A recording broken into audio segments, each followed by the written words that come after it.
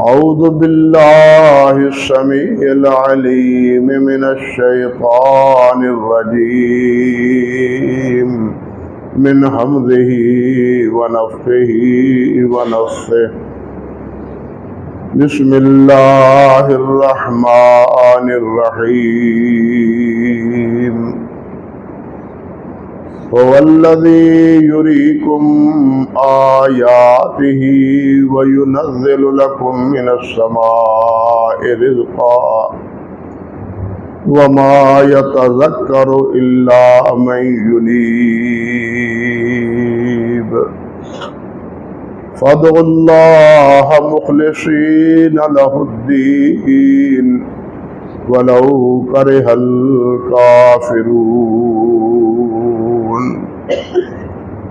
رفيع الدرجات ذو العرش يلقي الروح من أمره على من يشاء من عباده لينذر يوم التلاق سبحان ربك رب العزة عما يصفون وسلام على المرسلين والحمد لله رب العالمين۔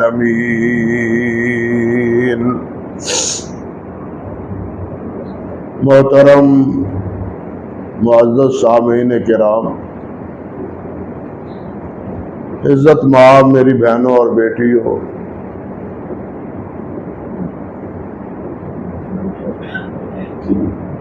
یہ جو آیات مبارکہ میں نے تلاوت کی ہیں سورۃ المومن کی، ان آیات سے پہلے جس طرح کہ آپ سنتے رہے ہیں، اللہ سبحانہ و تعالی نے مشرکین و کفار کا انجام بیان فرمایا ہے۔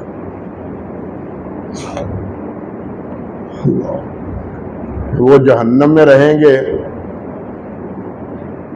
اور وہاں سے نکلنے کی کوئی سبیل ان کے لیے نہیں ہو، نہ ہی کوئی ان کا سفارش کے لیے پہنچے گا،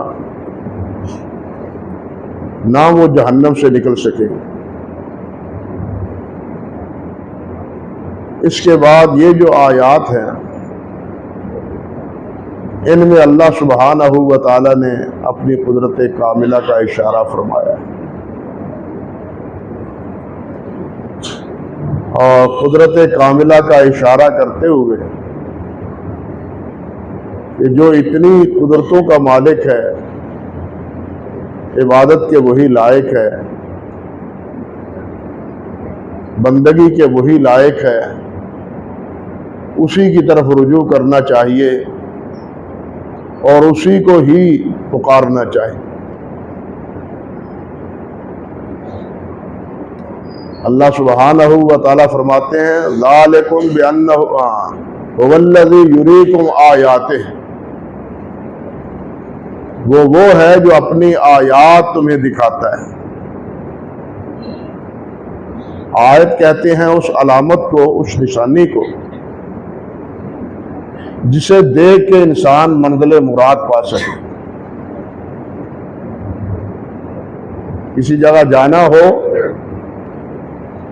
تو اس کے راستے کی کچھ علامات ہوتی ہیں، ان علامات کو پہچان کے جان کے انسان سمجھتا ہے کہ میں صحیح راستے پر جا رہا ہوں۔ یہ بات اللہ سبحانہ و تعالیٰ نے کئی مقامات پر ارشاد فرمائی، اور میں بھی بتلا چکا ہوں کہ مثال کے طور پر آپ نے لاہور جانا ہے تو راستے میں پہلے کھرڑیاں والا آئے گا، پھر شاہ کوٹ آئے گا، پھر مانا والا آئے گا، تو آپ سمجھیں گے کہ آپ سیدھی راہ جا رہے ہیں۔ اگر آپ کے راستے میں یہ شہر نہیں آتے بلکہ گوجرا آتا ہے تو آپ سمجھیں گے کہ ہم الٹے راستے پر چل نکلے۔ تو اسی طرح اللہ سبحانہ و تعالیٰ اپنی قدرت کاملہ کی نشانیاں بتلاتا ہے۔ یہ آسمان یہ زمین، یہ چاند، یہ ستارے، یہ پہاڑ اور یہ دریا اور ندی نالے اور پوری زمین پر جتنی بھی مخلوق ہے وہ سب کی سب اللہ سبحانہ و تعالیٰ کی قدرت کاملہ کی آیات۔ اللہ سبحانہ و تعالیٰ فرماتے ہیں کہ اللہ سَيُنُرِيهِمْ آیاتنا فی الآفاق وفی انفسہم حتی یتبین لہم انہ الحق۔ اسی سورت مومن میں آخر میں آئے گا یہ، اللہ فرماتے ہیں کہ ہم ان کو اپنی آیات دکھاتے ہیں، کائنات میں پھیلی ہوئی آیات بھی، خود ان کے اندر، ان کے وجود میں بھی جو آیات ہم دکھائیں گے۔ اس وقت تو یہ چیر پھاڑ کا، آپریشن کا کوئی تصور نہ تھا، لیکن آج آپریشن سے جتنی حقائق اور جتنے انسان کے بارے میں معلومات ہمارے سامنے آ رہی ہیں، وہ انتہائی حیرت ناک اور انتہائی تعجب خیز کہ اللہ سبحانہ و تعالیٰ نے اس وجود میں انسان کی ضرورت کے لیے کیا کیا چیزیں بنا رکھی ہیں، جن کا انسان کو شعور تک بھی نہیں کہ یہ اللہ ذوالجلال والاکرام کی کتنی بڑی نعمت ہے۔ خود اس انسان کے اپنے وجود، یہ بائی پاس کا مسئلہ تو ابھی چند سالوں کی بات ہے، لیکن آپ دیکھیں کہ اللہ سبحانہ و تعالیٰ نے اس کا انتظام کب سے کر رکھا تھا، جب بائی پاس کا تصور بھی نہیں تھا۔ انہی ٹانگوں میں اس کے لیے اضافے کے طور پر محفوظ کر رکھی تھی لائنیں، شریانیں، کہ یہ اس انسان کے کام آئیں گے۔ بالکل اسی طرح آنکھوں کا بھی معاملہ ہے، کانوں کا بھی معاملہ ہے۔ جب یہ داستانیں سنیں تو حیرت ہوتی ہے کہ اس قادر مطلق اور خالق کل نے انسان کے شعور سے بھی پہلے انسان کے وجود میں ایسی چیزیں لگا دی ہیں جو انسان کے بالآخر کام کی، جس کا انسان کو پہلے احساس تک بھی نہیں تھا، شعور تک بھی نہیں۔ آپ اسی انسان کو دیکھیں، یہ انسان اس وقت دنیا میں اربوں کی تعداد میں، اربوں کی تعداد میں، لیکن کوئی انسان دوسرے انسان سے ملتا جلتا نہیں ہے، یکساں نہیں ہے۔ سب کے اطوار اور کردار اور اخلاق یکساں نہیں ہیں، جسمانی بناوٹ بھی مختلف ہے، حتیٰ کہ انسان کا چلنا یہ بھی مختلف ہے۔ چلتے تو سب دو ٹانگوں پر ہی ہے، لیکن جائزہ لے کے دیکھ لیں، سب کی ایک ہی چال نہیں ہے، مختلف چالیں ہیں ان دو ٹانگوں پر بھی۔ یہ کیفیت ہے انسان کی، اور یہ اللہ ذوالجلال کی قدرت کاملہ ہے۔ انسان کو اللہ ذوالجلال نے شکم مادر سے پیدا کیا ہے، ماں کے رحم سے پیدا کیا ہے۔ اب ہونا تو یہ چاہیے کہ جو اس ماں کے بچے ہوں، بیٹے ہوں، بیٹیاں ہوں، ان کا رنگ ڈھنگ ایک جیسا ہو۔ قاعدے کا تقاضا تو یہی ہے، اصول اور ضابطہ تو یہی ہے کہ جو ماڈل ایک دفعہ بنتا ہے، جو نمونہ تیار کیا جاتا ہے، جو ماڈل ہوتا ہے، اس سے وہی چیز برآمد ہوتی ہے جس ڈھب پہ آپ اس کا ماڈل سجاتے ہیں۔ اب ریب ایک ہے، مادہ ایک ہے، لیکن اس سے پیدا ہونے والی آگے مخلوق، انسان، بھائی بہن، ان کے رنگ ڈھنگ اور اخلاق اور اطوار وہ مختلف ہیں۔ اللہ ذو الجلال والاکرام خلاق العلیم ہے، خالق ہی نہیں، خلاق العلیم، بہت بڑا خالق اور ہر چیز کو جاننے والا ہے۔ وہ ایک ہی دھپ پر نہیں بناتا، اپنی مرضی سے جس طرح چاہتا ہے، جس کو جو رنگ دیتا ہے، جو شکل دیتا ہے، جو صورت دیتا ہے، وہ دے دیتا ہے۔ یہ اللہ ذو الجلال والاکرام کی آیات ہے خود انسان کے اپنے وجود میں، جس طرح اللہ تعالیٰ نے فرمایا تھا۔ آپ اسی طرح چاند اور سورج کا، ستاروں کا اور آسمان اور زمین کا جائزہ لے کے دیکھ لیں، قرآن مجید میں یہ ساری تفصیلات موجود ہیں۔ پہاڑوں کے رنگ مختلف ہیں، صحراؤں کے رنگ مختلف ہیں، ٹیلے ان کی کیفیت اور نوعیت مختلف ہے، ایک ہی ڈھب پر سب نہیں ہے۔ پہاڑوں میں جا نکلے، کوئی کسی نوعیت کا ہے، کوئی کسی ڈھب کا ہے، کوئی کسی کیفیت کا ہے، یعنی یہ مخلوق بھی ملتی ایک ہی جیسی نہیں ہے، نہیں، ان کو بھی اللہ سبحانہ و تعالیٰ نے علیحدہ علیحدہ صورتیں اور علیحدہ شکلیں دی۔ وہ پہاڑ ہو یا ٹیلے ہو، پھر جو یکسانیت اور جو ایک ناپا تولا بالکل وقت مقررہ پر یہ سورج، یہ چاند، یہ لیل و نہار، اس کا یہ سارا جتنے انتظام ہے، آج سے نہیں لاکھوں سال پہلے سے، جب سے اللہ ذو الجلال والاکرام نے یہ سلسلہ جاری کیا ہے، اس وقت سے لے کے اب تک اس میں ایک لمحے کے لیے بھی تبدیلی پیدا نہیں ہوئی۔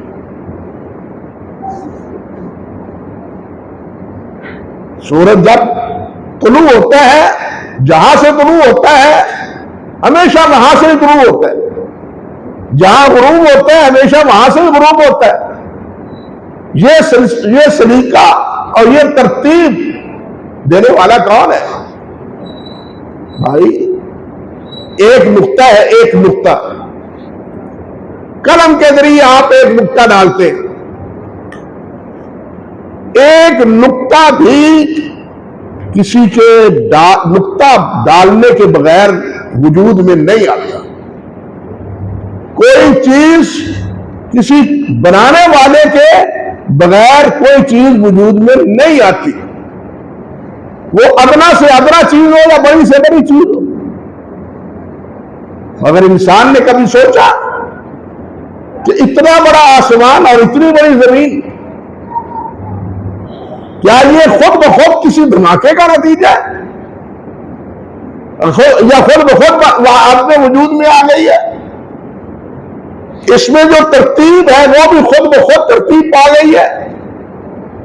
اس کو ایک مرتب انتظام میں جڑنے والا وہ کون ہے آخر؟ کہ کوئی بھی اپنے مدار سے ادھر ادھر ہونے والا نہیں ہے۔ فلک پر سینکڑوں نہیں، ہزاروں، لاکھوں سیارے، جس کا اعتراف سائنسدان بھی کرتے ہیں دوربینوں کے ذریعے، اور ابھی حیران ہے وہ کہ اس سے بھی زیادہ ہے جو ہماری نگاہ جہاں تک پہنچ نہیں سکتی، ہمارے یہ آلات وہاں تک کام نہیں دیتے۔ اور یہ بھی وہ کہتے ہیں کہ یہ سب تیر رہے ہیں، یکساں چل رہے ہیں، سارے چل رہے ہیں، یہ لاکھوں کی تعداد میں، لیکن کسی میں کوئی ٹکراؤ نہیں ہے، کسی میں کوئی ایک دوسرے کے ساتھ الجھاؤ نہیں ہے، جو جہاں جس مدار میں ہے وہ اسی مدار میں تیر رہا ہے۔ یہ جو آسمان میں ستارے ہمیں نظر آتے ہیں، یہاں آپ چلے یہاں ہے، آپ عرب میں چلے جائیں، وہاں مغرب میں چلے جائیں، برطانیہ میں چلے جائیں، امریکہ میں چلے جائیں، جا کے یہ ستارے دیکھیں، آپ کو وہاں بھی یہی نظر آئے گا۔ میں نے خود امریکہ میں بھی یہ جا کے دیکھا، برطانیہ میں بھی جا کے دیکھا، عرب ممالک میں بھی تو ہے ہی، یہ تو قریب ہے ہمارے، یہ ستارے اور جس کو ہم ترنگر بولتے ہیں، سمجھ آئی یا نہیں، چھتیاں بولتے ہیں پنجابی میں، یہ وہاں بھی اسی طرح نظر آتی ہیں، یہ وہاں بھی اسی طرح ہمارے سامنے، ہماری آنکھوں کے سامنے، تو یہ ان کا سارا اسی طرح چلنا، پورے نظام کا فلک میں اسی طرح تیر رہا، اور ہر جگہ پر اس کا پہنچنا، کون پہنچا رہا ہے ان کو؟ یہ سلیقہ اور یہ ڈھب اور یہ طریقہ کس نے اختیار کر رکھا ہے؟ اللہ وحدہ لا شریک، اس کے علاوہ کوئی اور ہے نہیں، اسی لیے اللہ تعالیٰ نے فرمایا لو کان فیہما آلہۃ الا اللہ لفسدتا، اگر اللہ کے علاوہ اللہ کے علاوہ کوئی اور بھی معبود ہوتا تو فساد ہوتا۔ ایک گھر میں ایک ہنڈیا پکانے والی دو عورتیں ہوں، وہ صحیح نہیں پکتی، دو معبود ہو تو یہ کائنات کا انتظام یہ کس طرح چلے گا؟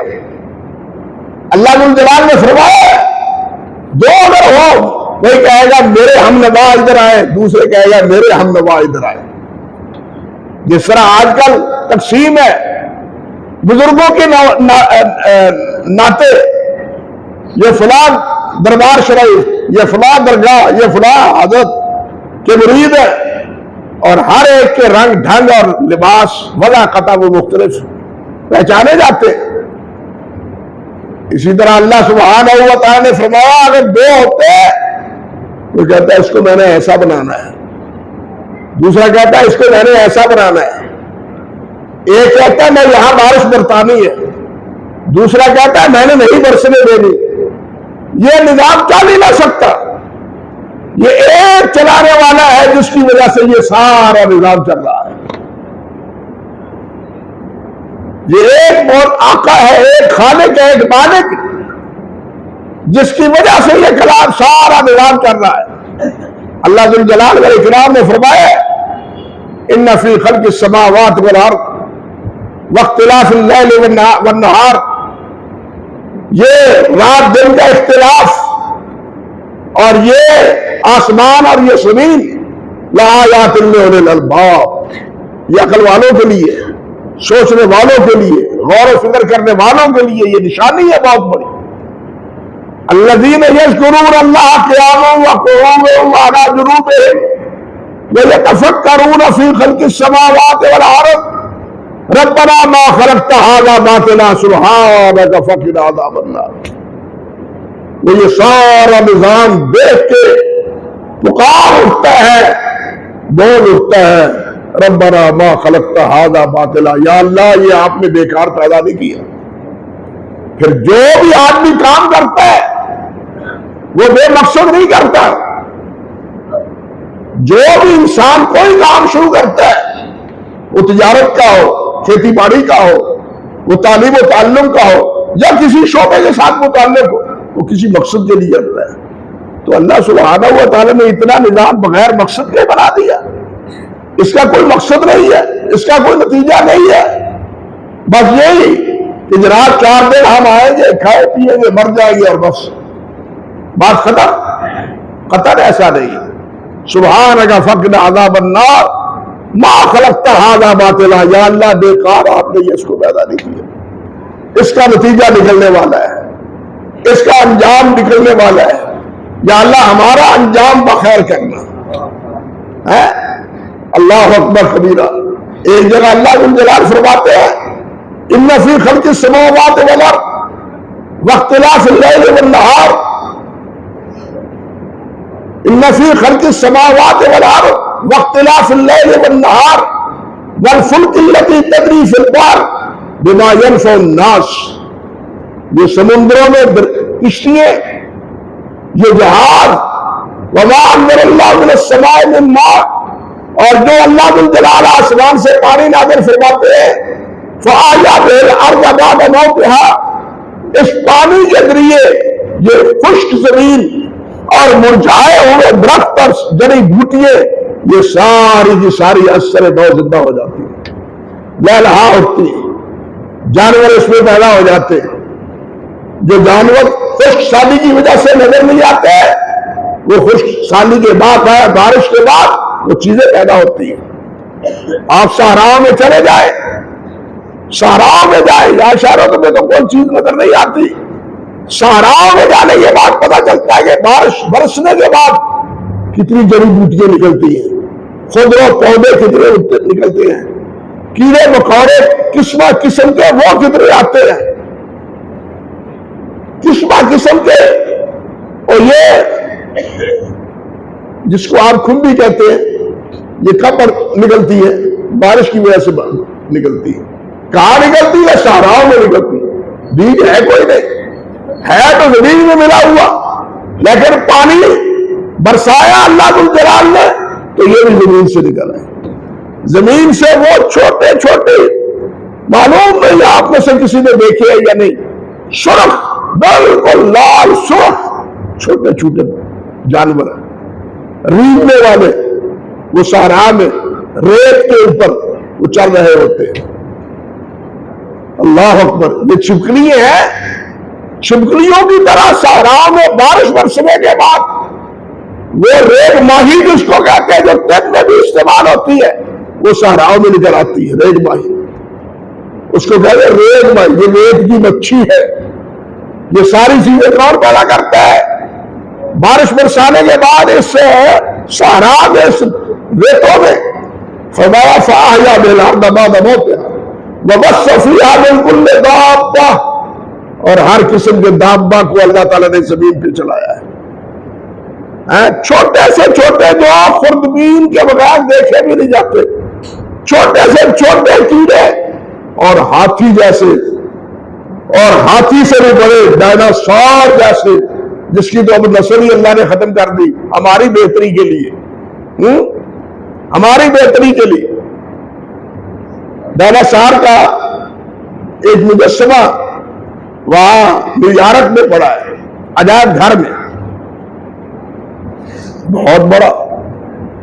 جب میں اس کے درمیان میں پہنچا تو میرے خیال میں آیا کہ اس کا دیکھوں تو صحیح, اس کا کتنا ہے فاصلہ, بڑی جسم کتنا ہے, تو درمیان سے اس کی پونچھ تک 20-22 قدم میرے بنے.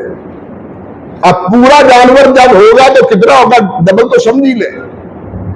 اتنا ہیوی جانور یہ انسان کی پیدائش سے بھی کہتے ہیں پہلے سے تھا, اور اس کے بعد اب ہاتھی ہے, شیر ہے, اور جانور ہے, مینڈے ہیں بڑے بڑے, اور چھوٹے سے چھوٹے اور بڑے سے بڑے. یہ تو صحرا ہے. سمندر میں کتنے اتنی بڑی بڑی مچھلیاں ہیں جن کا تصور بھی نہیں ہم کر سکتے. حدیث میں ایک مچھلی کا ذکر آتا ہے صحیح مسلم میں کہ جس کو کھانے کے بعد اس کی آنکھ کے حالے میں 18 صحابہ کھڑے ہو گئے تھے. اندازہ کیجیے کتنا بڑا جانور. اور پھر یہ ایسا, اللہ اکبر کبیرہ, ان کی داستانیں سنے تو اللہ پر کی قدرت پر دنگ رہ جاتے کہ وہ کھاتی نہیں ہے بلکہ اس کا منہ اتنا اللہ ذوالجلال نے خوبصورت بنایا ہے کہ وہ صرف منہ کھولتی ہے اور جانور, مچھلیاں, دوسرے جانور اس کو خوبصورتی کی وجہ سے اس کے منہ میں چلے جاتی ہیں اور وہ ان کی خوراک بن جاتی ہے. یعنی ان کو خوراک دینے کا انتظام بھی دیکھیے اللہ تعالیٰ نے کیسے کیا ہے. خوراک وہ ڈھونڈتی پھرتی نہیں, کیسے ڈھونڈتے اور اتنا بڑا پیٹ کیسے بھرے. منہ اللہ نے اتنا خوبصورت بنا دیا کہ دوسرے جانور وہ اس منہ کو اچھی چیز خوبصورت سے سمجھ کے دیکھتے کیا ہے یہ کیا ہے, وہ ان کا خوراک بن جاتی ہے. یہ اس کا انتظام اللہ سبحانہ و تعالیٰ نے کر رکھا. یعنی صحرا ہو یا دریا اور سمندر ہو, کتنی بڑی بڑی مخلوق, اور جس کے بارے میں اللہ وما من دابۃ فی الارض الا علی اللہ رزقها, لیکن ان تمام کو رزق دینے والا کون ہے؟ اللہ وحدہ لا شریک. صحرا میں ہو یا سمندروں میں ہو, سب کو اللہ تعالیٰ رزق مہیا کر رہا ہے. یہی بات اللہ فرماتے ہیں وما انزل اللہ من السماء من ماء فاحیا به الارض بعد موتها وبث فيها من كل دابة وتصريف الرياح والسحاب. یہ ہواؤں کا چلانا، یہ کبھی ادھر جا رہی ہے کبھی ادھر جا رہی ہے۔ انسان کا اختیار ہے، گاڑیاں ہیں یہ ایک ہی سڑک پر جاتی ہے، دوسری سڑک جاتی ہے، ایک سڑک پہ جاتا ہے، لیکن اللہ ذو الجلال والاکرام ان ہواؤں کو، چلتی ہوئی ہواؤں کا رخ بدل دیتے، چلتی ہوئی ہواؤں کا اللہ ذو الجلال رخ بدل دیتے، اور چلتی ہوئی ہوائیں بسا اوقات تو کچھ بھی نقصان نہیں دیتی، اور بسا اوقات ایسے ہوتے ہیں کہ آ کے ٹریکٹر تک اڑ جاتے ہیں، یہ ٹریکٹر یہ اڑ جاتے ہیں۔ آپ کو شاید یاد ہوگا چند سال پہلے یہ سیالکوٹ کے ضلع میں یہ واقعہ، یہ طوفان آیا تھا، اور اس وقت بڑے بڑے یہ ٹریکٹر اور دوسرے آلات وہ ہوا میں اٹھتے پھرتے تھے۔ اللہ اکبر کبیرہ۔ یہ ہواؤں کا چلانا آہستہ ہو یا تیز ہو، یہ سارے انتظام کس کا ہے؟ ایک اللہ وحدہ لا شریک ہے، ایک اللہ وحدہ لا شریک۔ والسحاب المسخر بین السماء والارض، اور یہ زمین و آسمان کے مابین یہ کیا ہے؟ بادل ہے، بادل تیر رہے ہیں۔ بارش ہم کہتے ہیں بارش بادلوں سے برستی ہے، ٹھیک ہے بادل ذریعہ ہے، لیکن بادلوں سے برسانے والا کون ہے؟ اگر بادل ہی بارش کا ذریعہ ہے تو جہاں بھی بادل ہو وہاں بارش ہو۔ رات بادل آئے تھے یا نہیں؟ بارش برسی؟ بادل تو رات بھی آئے تھے لیکن بارش نہیں برسی۔ ان بادلوں سے بارش کو برسانے والا وہ خالق ارض السماء ہے، وہ مالک ہے۔ بادل نہیں برساتے، اللہ ذو الجلال انہیں حکم دیتے یہاں اتنا برسنا ہے، یہاں اتنا برسنا ہے۔ اللہ تعالیٰ نے اپنے پاک کلام میں فرمایا ہے کہ میں جہاں جتنی ضرورت ہوتی ہے انسان کی ضرورت کے مطابق بارش کو برساتا ہوں۔ اللہ اکبر کبیر۔ اور پھر یہ ہمارا خطہ عرش، یہ زمین جو ہمیں ساکن نظر آتی ہے، ہمیں ساکن نظر آتی ہے، سائنسدان کیا کہتے ہیں؟ یہ بھی چاند اور سورج کی طرح یہ بھی گھوم رہی ہے، یہ بھی گھوم رہی ہے، یہ بھی فضا میں تیر رہی ہے۔ چاند اور سورج جس طرح فضا میں تیر رہے ہیں، یہ ہمارا گولا، زمین کا گولا ہے، یہ زمین کا گولا جو سورج کے مقابلے میں جس کی کوئی حیثیت نہیں ہے، سورج اس سے کئی گنا 10 سے بھی زیادہ گنا بڑا ہے صاحب کی زمین سے۔ جس طرح سیارے ہیں اسی طرح یہ بھی ایک گولا ہے، یہ بھی فضا میں اسی طرح تیر رہا ہے، نہیں ہے۔ جس طرح ہمیں ستارے یا چاند یا سورج تیرتا ہوا آتا جاتا ہمیں نظر آتا ہے۔ وَالشَّمْسُ تَجْرِي لِمُسْتَقِرٍّ لَهَا ذَلِكَ تَقْدِيرُ الْعَزِيزِ الْعَلِيمِ۔ اپنے استقرار پر، اپنے مقر پر، اپنی ترتیب پر، اپنے مدار میں یہ چل رہا ہے، اور یہ اس مالک ملک کا فیصلہ ہے، یہ اس کے اندازے ہیں، اس نے اندازے کے مطابق اس کو چلا رکھا ہے۔ تو میرے بھائی یہ ہے اللہ ذو الجلال والاکرام کی وحدانیت اور اللہ ذو الجلال والاکرام کی قدرت کاملہ کی دلیل۔ اور اسی لیے فرمایا کہ هو الذی یریکم آیاتہ، وہ ہے جو تمہیں اپنی آیات دکھائے گا۔ وَيُنَزِّلُ لَكُم مِّنَ السَّمَاءِ رِزْقًا، آسمان سے تمہارا رزق نازل کرتا ہے۔ آسمان سے رزق سے متعلق دو باتیں ہیں، ایک یہ کہ آسمان سے اللہ بارش برساتا ہے جو سبب ہے انسان کے، حیوانات کے رزق کا۔ دوسرا یہ کہ ہر ایک کے رزق کے فیصلے آسمانوں پر ہیں، اللہ وحدہ لا شریک کے پاس۔ کس کو کتنا دینا ہے، کس کو کتنا نہیں دینا، یہ سارے فیصلے کرنے والا کون ہے؟ اللہ وحدہ لا شریک۔ یکساں رزق اللہ تعالیٰ نہیں دیتے۔ اللہ نے فرمایا ہے، آپ دیکھیں، نانو قسمنا بینہم معیشتہم فی الحیات الدنیا، ہم نے ان کی معیشت، ان کا رزق دنیا میں تقسیم کر رکھا ہے۔ فرمایا ورفعنا بعضهم فوق بعض درجات، بعض کو بعض پر ہم نے مراتب دیے ہیں، درجے دیے ہیں، مرتبے دیے ہیں. یہ تقسیم بھی اللہ کی، رزق بھی اللہ کی، مراتب بھی من جانب اللہ. لِيَتَّخِذَ بَعْضُهُمْ بَعْضًا سُخْرِيًّا، تاکہ بعض کو یہ اپنا تابع بنا لے، اپنے کام کے لیے، اپنی ضرورت کے لیے، اپنے کام کاج کے لیے، اپنی حاجات کے لیے. اگر سارے یکساں ہوں، کوئی کسی کے لیے ماننے کو تیار ہے؟ کوئی کسی کو ماننے کے لیے تیار ہوگا؟ بھائی یہ بال کٹنے والے، یہ لباس بنانے والے، یہ جوتے بنانے والے، یہ بھی ہمارے موصل ہیں، یہ بھی ہمارے موصل ہیں. ان کی وجہ سے ہم جوتے پہنتے ہیں، ان کی وجہ سے ہماری شکل و صورت اچھی لگتی ہے، ورنہ ہم بھی حیوانوں کی طرح بال بکھرے ہوئے لیے پھرتے رہے. تو یہ ساری تقسیم کس کی ہے؟ اللہ فرماتے ہیں میں نے تقسیم کی ہے.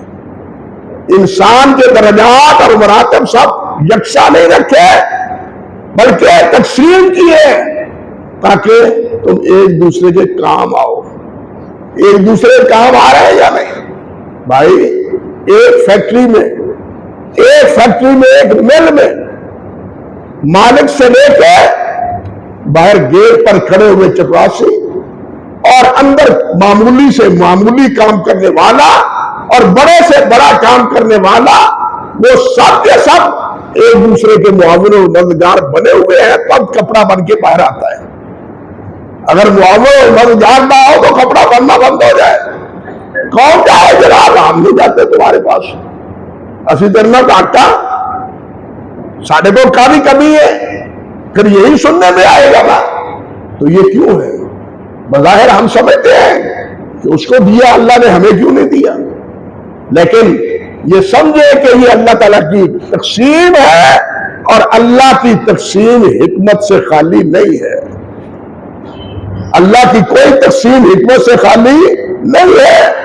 اگر کسی کو مالک بنایا ہے تو اس کو اس کی صلاحیتیں دیکھ کے بنایا ہے. اگر کسی کو مالک نہیں بنایا، مزدور بنایا ہے، تو اس کی صلاحیتیں سمجھ کے اللہ تعالیٰ نے اس کو یہ پوزیشن دی. انسان تو چاہتا ہے میرے پاس یہ ہو، میرے پاس یہ ہو، لیکن اس کا نتیجہ کیا نکلے گا؟ اس کا نتیجہ شر و فساد نکلے گا. اسی لیے اللہ ذوالجلال نے فرمایا کہ یہ تقسیم میں نے ایک حکمت کی وجہ سے، ایک حکمت کی بنا پر یہ ساری تقسیم کی. اللہ اکبر کبیرہ. اللہ ذوالجلال ایک جگہ فرماتے ہیں وَلَوْ بَسَطَ اللَّهُ الرِّزْقَ لِعِبَادِهِ لَبَغَوْا فِي الْأَرْضِ. اگر اللہ ذوالجلال پھیلا دیتے رزق سب بندوں میں یکساں، سب کو ایک ہی جیسا رزق دیتے، اللہ فرماتے ہیں لَبَغَوْا فِي الْأَرْضِ، زمین میں بغاوت ہو جاتی، زمین میں بغاوت ہوتی.